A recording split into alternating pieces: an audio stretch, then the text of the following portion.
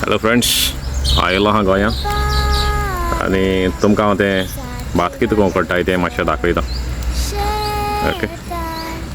भात पिकला पोल फुडल्या मिरकाक शेत रोवन हांदार भात उकडून अडेच ते 3 वर लागताय सारकें आख्खें तो प्रोसेस करपाक.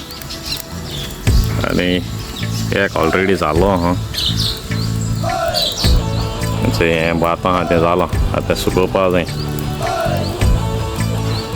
सकयल म्हणल्यार मागीर रायस करपा तेजे गिन्नीचे जेवण तांदूळ करपाचे. फ्रेंड्स, भात रेडी जाला आनी आतां आमी उस्पिताय अशें करून काडप तें भायर.